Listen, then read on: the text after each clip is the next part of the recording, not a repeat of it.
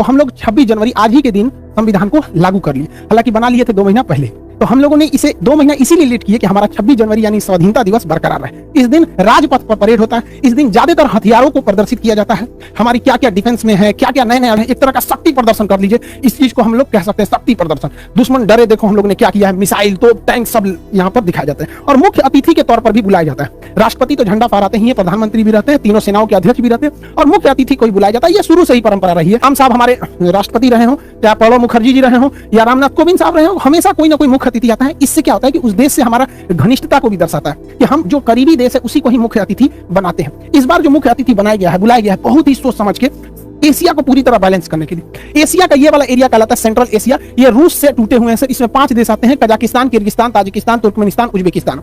इन 5 देशों को, ये जो 5 देश हैं, इनको संयुक्त रूप से बुलाया गया, 5 को चीफ गेस्ट बनाया गया है इंडिया में। इतना महत्वपूर्ण है कि रास्ते हम लोग पूरे यूरोप में जा सकते हैं, क्योंकि ईरान के चाबहार बंदरगाह से हम रेलवे लाइन यहाँ ले जा सकते हैं और यहाँ से पूरे यूरोप में एंट्री कर सकते हैं। तो ये सेंट्रल एशिया से हमारा रिलेशन बनाना बहुत जरूरी है। सेंट्रल एशिया इतने महत्वपूर्ण है, ये आप अंदाजा लगाइए। इस्लामिक ऑर्गेनाइजेशन की जो मीटिंग हो रही थी पाकिस्तान में, तो इन लोगों ने उसकी मीटिंग छोड़ के भारत की मीटिंग को अटेंड कर लिया। चाइना इससे इतना डरा हुआ है कि आज 26 जनवरी को ये लोग मुख्य अतिथि के रूप में हैं। चाइना कहा कि आप हमारे पास आइए ना 25 जनवरी को। तो ये कहा सब कौन सी खिलवाड़ समझे हैं, हम चीफ गेस्ट बने हैं, कैसे एक दिन में वहां चल जाएंगे, यहाँ चल जाएंगे, नहीं आ पाएंगे। तो ये तो गड़बड़ बात है, ये तो भारत के फेवर में चल जाएगा, सब गड़बड़ हो गया। कहा कि ठीक है हम लोग जूम पे मीटिंग कर लेंगे, वर्चुअल मीटिंग। इतना डरा हुआ है। तो बहुत बेहतरीन मतलब फॉरेन पॉलिसी भारत की जा रही है, ये अच्छी बात है हमारा। तो आप ये समझ गए कि हम लोग को आजादी कब मिली थी। आजादी मिली हम लोग को 15 अगस्त 1920 को। देखिए इस दिन देश बना नहीं, इस दिन देश आजाद हुआ। हालांकि कई लोग 1498 में वास्को डी गामा भारत की खोज नहीं किया था, भारत पहुंचने वाले रास्ते की खोज किया था। भारत का कोई व्यक्ति नहीं बता सकता है कि भारत का प्रारंभ कब से हुआ, कोई नहीं बता सकता है, इसका कोई आरंभ नहीं है। हाँ, पाकिस्तान का जन्म जरूर हुआ था 14 अगस्त 1947 को। इससे पहले पाकिस्तान का कोई इतिहास नहीं है। पाकिस्तान के इतिहास की किताबों में यूरोप का इतिहास पढ़ाया जाता है, क्योंकि इनका अपना तो कोई इतिहास नहीं। तो पाकिस्तान का इस दिन जन्म हुआ था और हम लोग को इस दिन आजादी मिली थी। तो जन्म और आजादी में अंतर होता है। हमारा जन्म नहीं हुआ। गीता में भगवान श्री कृष्ण ने कहा था कि जिसका जन्म हुआ है उसकी मृत्यु निश्चित है। देखिए हम और आप गलत हो सकते हैं, गीता की बात तो गलत नहीं होगी। चट्टे का जन्म हुआ है, इसकी मृत्यु निश्चित है, वापस आएगा ये भारत में यहाँ पर और हम अखंड भारत हो जाएंगे, ये हम लोग की भी कामना है। लेकिन एक और बात संदेश, देखिए 26 जनवरी के दिन किसी भी तरह का कार्य नहीं है। आरा के लड़के, जहानाबाद के लड़के, आप जो प्रोटेस्ट कर रहे हैं 26 जनवरी को, इसको आप लोग को नहीं करना है। जयपुर के भी लोगों से हमारी बात हुई, उन लोगों को भी हम समझा रहे हैं भाई 26 जनवरी आज राष्ट्र को समर्पित होना चाहिए, आज कहीं भी प्रोटेस्ट नहीं होना चाहिए। और ये प्रोटेस्ट पूरी तरह से लीडरलेस है। आप पटना के डीएम साहब का भी स्टेटमेंट सुनिए, ये स्टूडेंट से मिलने गए थे वहां।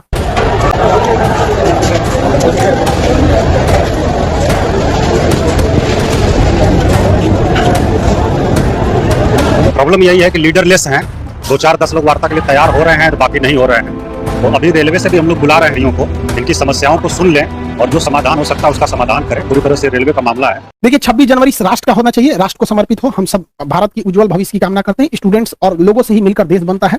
देश को आगे ले जाना सबका काम है। कहीं पे भी हिंसा बर्दाश्त नहीं है। सरकारी संपत्ति को जलाना, तोड़फोड़ करना, ये कहीं से भी एक्सेप्ट नहीं है। पुलिस द्वारा भी घर में घुसकर मारना, स्टूडेंट को लॉज में से घिस के मारना, ये भी गलत है। दोनों ओर से संयम बरते। रेलवे ने भी इस पर अपनी कमेटी बैठा दी है 5 लोगों की, जो इस पे सुनवाई करेगा। अब इस कमेटी में क्या रिपोर्ट आएगी, इसके ये अभी कोई पहले प्रेडिक्ट नहीं कर सकता है। फिलहाल एग्जाम को कुछ समय के लिए पोस्टपोन किया गया है और कमेटी की रिपोर्ट की वेट किया जा रहा है। आप लोग भी वॉच एंड वेट कीजिए और अभी शांतिपूर्ण व्यवस्था को बनाए रखिए। 26 जनवरी को कहीं भी आप प्रोटेस्ट मत कीजिए बाबू। आप कहां बेवकूफी करिए, देश को समर्पित कीजिए ना। आपके पास दिन थोड़ी हो गया, आपके पास पूरे का पूरा साल बचा है। आप शांतिपूर्ण प्रोटेस्ट कीजिए। कहीं से भी आप लॉ एंड ऑर्डर को नहीं बिगाड़िए, ये आपके लिए सही नहीं रहेगा।